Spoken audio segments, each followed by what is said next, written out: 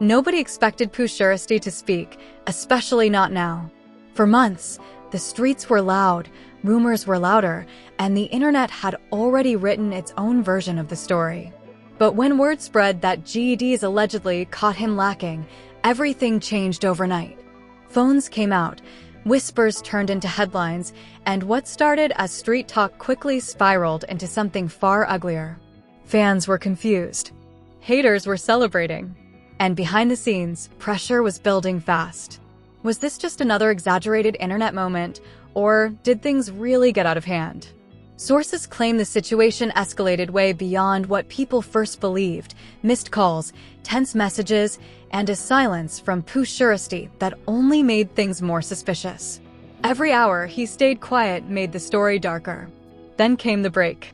Out of nowhere, Pooh Shiesty finally broke his silence, and his response sent shockwaves through hip-hop circles. Not because of what he said, but because of what it implied.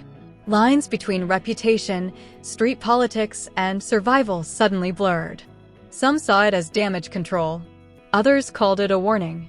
A few insiders even hinted that this situation might not be over at all. What really happened when GEDs allegedly caught him slipping? Was this a setup, a misunderstanding, or a moment that could permanently shift alliances in the streets? One thing is clear: this wasn't just ugly, it exposed how fast respect can turn into danger, and how silence can sometimes be louder than gunshots. And once you hear the full story, you'll understand why everyone's watching their next move. The story doesn't end with everyone watching their next move. That's exactly where it begins. As the internet replayed every rumor on loop, the streets stayed quiet in a way that felt dangerous. No confirmations, no official statements. Just fragments of information leaking from group chats, burner accounts, and close sources claiming they knew what really went down. The name Pooh Shiesty stayed trending, not because of music, but because of one question nobody could answer clearly: how did things get this close to exploding? According to people familiar with the situation, the moment GEDs allegedly caught him lacking wasn't some random run-in. It was the result of weeks, maybe months, of rising tension that most fans never saw coming. On the surface, everything looked normal.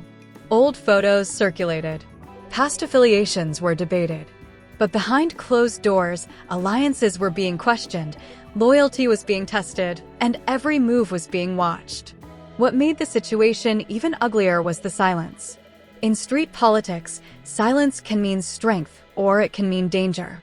Pooh Shiesty saying nothing allowed others to control the narrative. Suddenly, exaggerated details started turning into facts. Some claimed the situation was handled peacefully. Others swore it nearly turned deadly. Each version sounded more extreme than the last, and with every hour, the pressure mounted. Insiders say messages were being passed indirectly, no direct calls, no obvious links. Just word traveling the old-fashioned way. People choose sides without saying it out loud. Moves being made quietly to avoid attention. That's when fans began noticing something strange. People close to the situation were going dark on social media, deleting posts, locking comments, or acting like nothing was happening at all. Then came the clips. Short videos, blurry screenshots, and audio snippets that seemed to support different versions of the story. None of them told the full truth, but each one added fuel to the fire. Hip-hop pages jumped on it instantly, breaking the story in pieces, framing it as a humiliation, a warning, or a straight-up violation depending on who was posting. At the center of all this chaos was Pooh Shiesty, watching his name get dragged through narratives he hadn't confirmed or denied.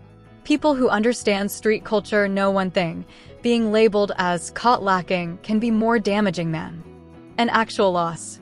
It's about perception, respect, the idea that someone slipped. Whether it's true or not almost doesn't matter once the rumor sticks. That's why many believed his silence wasn't fear, it was strategy. But strategy only works for so long. When Pooh Shiesty finally spoke, it wasn't with a long explanation or a dramatic rant. It was calculated, short, controlled, and that's what made it unsettling. He didn't deny everything outright. He didn't explain the details. Instead, he addressed the situation just enough to shift the energy. For some, it felt like a response meant for the streets, not the internet. For others, it felt like a warning wrapped in calm words. That response split opinions instantly. Supporters argued he handled it the only way you can, by not feeding the chaos. Critics claimed the damage was already done and that silence earlier allowed too many narratives to grow unchecked. Meanwhile, GED-affiliated voices online continued hinting that the story wasn't finished, posting cryptic messages that kept the tension alive without saying names. Behind the scenes, the fallout was real. Industry connections reportedly started distancing themselves, not wanting to be pulled into street politics. Features went quiet. Conversations paused. When street issues collide with a rap career, everything slows down, moves get delayed, trust gets tested, and every appearance becomes a calculated risk. What fans didn't realize was how close this situation came to becoming something irreversible. According to insiders, there were moments when communication nearly broke down completely. One wrong move, one misinterpreted message, and things could have gone in a direction nobody could take back. That's why some say the situation getting ugly isn't about what happened publicly, but about what almost happened privately. And that's the part most blogs won't talk about. Because the truth is, situations like this don't end with one statement. They linger. They reshape relationships. They change how people move. Even if nothing else happens publicly, the memory stays, and in the streets, memory matters. As days passed, the noise slowly died down, but not because everything was resolved. It faded because something unspoken was understood. Sometimes silence returns not because there's peace, but because everyone knows what's at stake if things keep going. And the scariest part? People close to the situation suggest this chapter may only be part one. Tensions don't disappear, they just go underground. Alliances don't reset, they adjust. And when respect is questioned at this level, time doesn't heal it. It only decides when it comes back up. Because in hip-hop and the streets, nothing ever really ends. Because in hip-hop and the streets, nothing ever really ends. That understanding hung heavy in the air after the noise faded. To outsiders, it looked like the situation had cooled off. No more viral clips. No more daily speculation posts. But anyone who truly understands how street tension works knew this wasn't peace, it was a pause. A pause where people reassess positions, rethink alliances, and decide how they're going to move next. Behind the scenes, conversations were happening quietly. Not over phones that could be tracked, not in places that draw attention. Just trusted messengers and indirect communication. The kind that leaves no receipts but carries real weight. People close to Pooh Shiesty were reportedly advising patients. Move smart, stay quiet. Don't let emotions turn a situation into something permanent.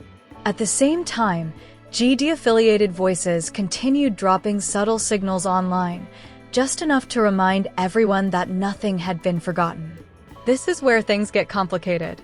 In street politics, time can either calm situations or make them worse. The longer something sits unresolved, the more interpretations grow around it. What started as one alleged incident began branching into multiple narratives, some saying it was exaggerated, others claiming it was deliberately minimized to prevent escalation. Each side believed their version was the truth, and once belief sets in, it's hard to undo. For Pooh Shiesty, the pressure wasn't just street level. Industry eyes were watching closely. Labels don't like unpredictability. Promoters don't like tension.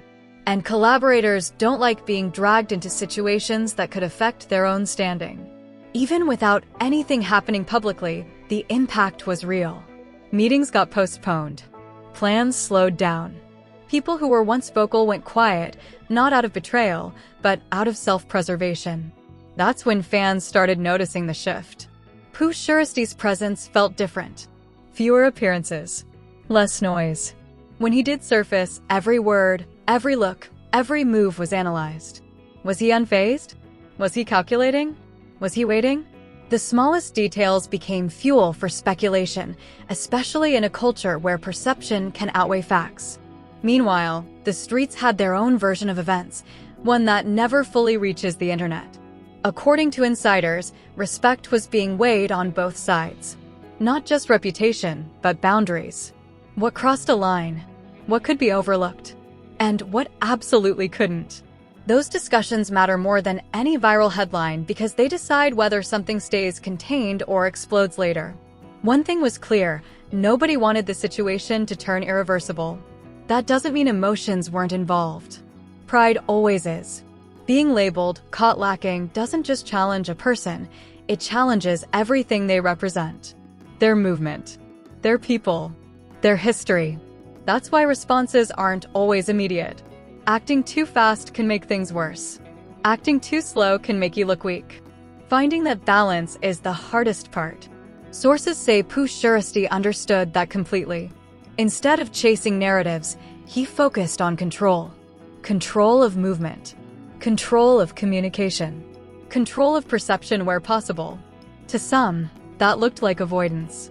To others, it looked like maturity. Either way, it forced everyone else to slow down too. When one side refuses to react emotionally, the energy changes. But tension doesn't disappear, it adapts. Cryptic posts continued. Indirect references. Lyrics interpreted as messages. Every small hint was dissected by fans and blogs, often blown far out of proportion. The internet wanted a clear winner, a clear loser, a clean ending. The streets don't work like that. They operate in gray areas, unspoken understandings, and long memories.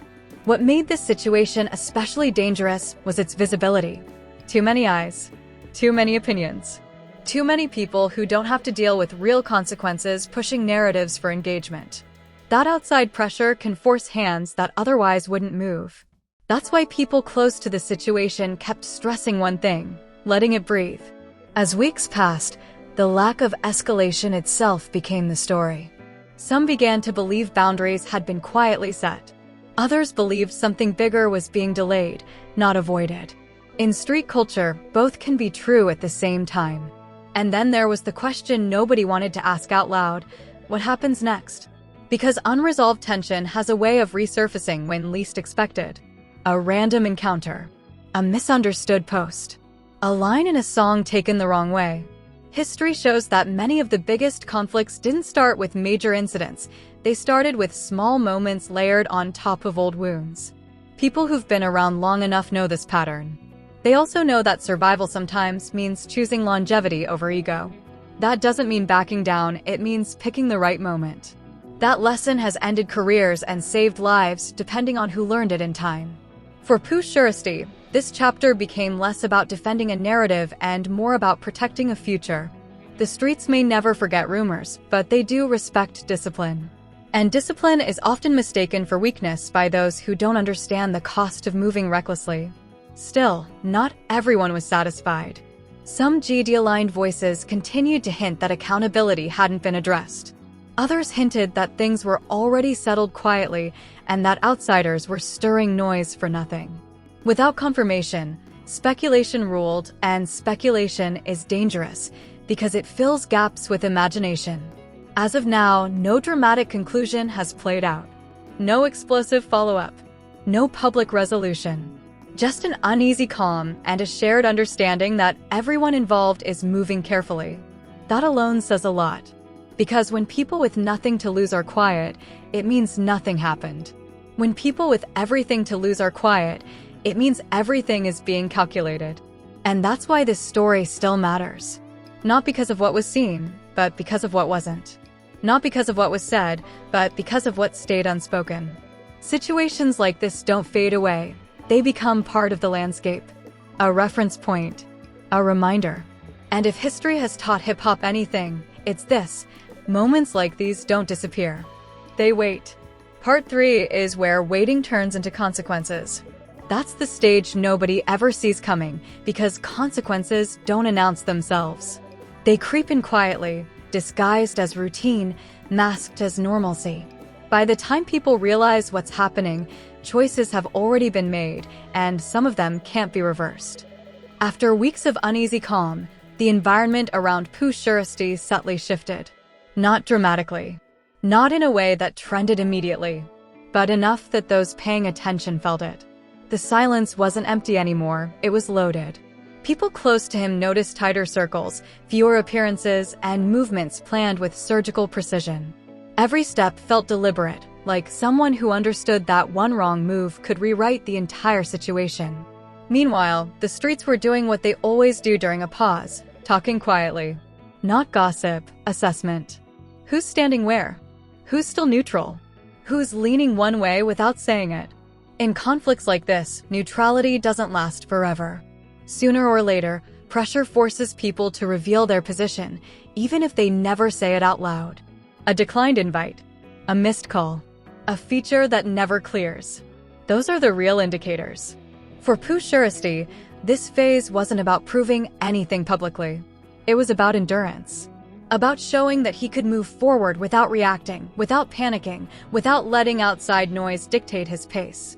That kind of restraint sends its own message, one that doesn't need captions or statements. But restraint also has a cost.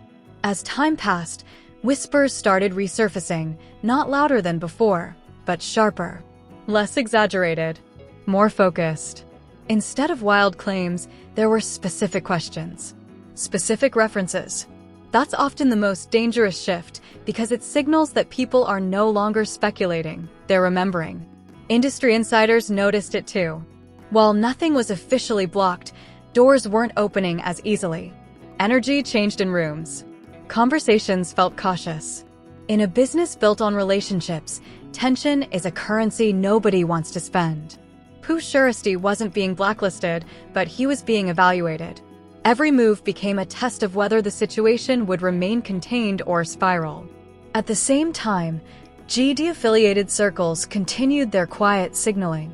No direct callouts, no blatant threats, just enough presence to keep the memory alive.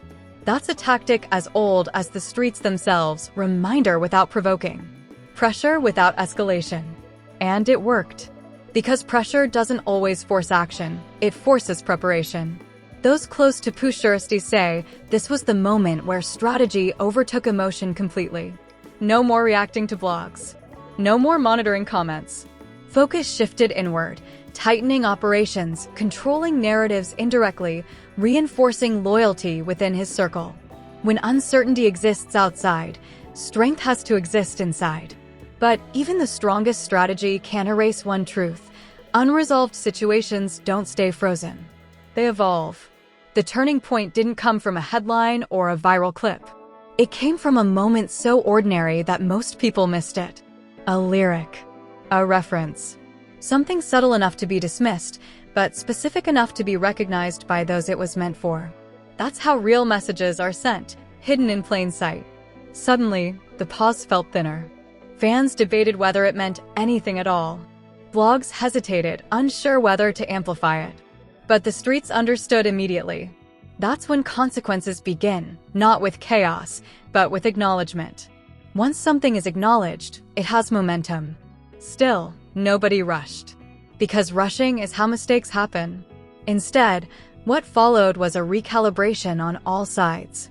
People reassessed how far things needed to go, or whether they needed to go anywhere at all. In situations like this, escalation isn't always about retaliation. Sometimes it's about restoration. Sometimes it's about setting a boundary so clear that nothing further is required. That's the part outsiders struggle to grasp. Not every conflict ends with fireworks. Some end with understanding. Others end with distance. And some never truly end. They just settle into an uneasy coexistence where everyone knows the line and chooses not to cross it. For Pooh Shiesty, the consequences of this chapter weren't about losing or winning. They were about transformation. How he moved after this moment would define how long he stayed in the game. Survival in both hip-hop and the streets depends on learning when to speak, when to move, and when to let time do the talking. By now, one thing had become clear to everyone involved. The situation had changed him. Not in a visible way, but in a structural one. Fewer risks. More calculation. Less noise. More intent. That kind of shift doesn't happen without pressure, and it doesn't reverse easily.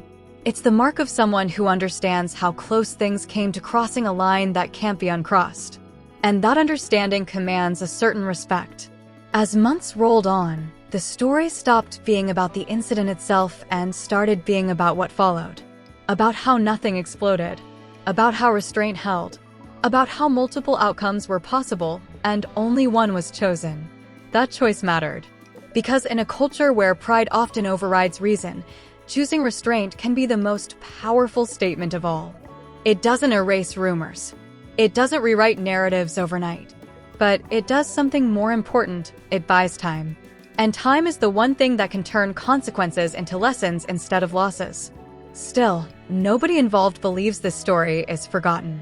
It's remembered quietly, filed away, brought up in moments of tension or negotiation, used as a reference point for how close things can get when respect is questioned and silence is misunderstood. That's the real aftermath. Not headlines, not drama, but memory. And memory is what shapes the next move, the next decision, the next moment where someone chooses patience over impulse or doesn't. Because in hip-hop and the streets, consequences don't always arrive immediately. Sometimes they arrive as wisdom. Sometimes they arrive at a distance. And sometimes they arrived when everyone thought the story was already over. This wasn't the end. It was a lesson. If you made it this far, don't just watch in silence. Drop a comment and tell us what you think really happened. Was this situation handled smart, or was too much left unsaid? Hit like if you respect calculated moves over reckless reactions, and subscribe so you don't miss part 4 if this story resurfaces. Because in hip-hop, silence today can turn into headlines tomorrow, and when it does, you'll want to be here first.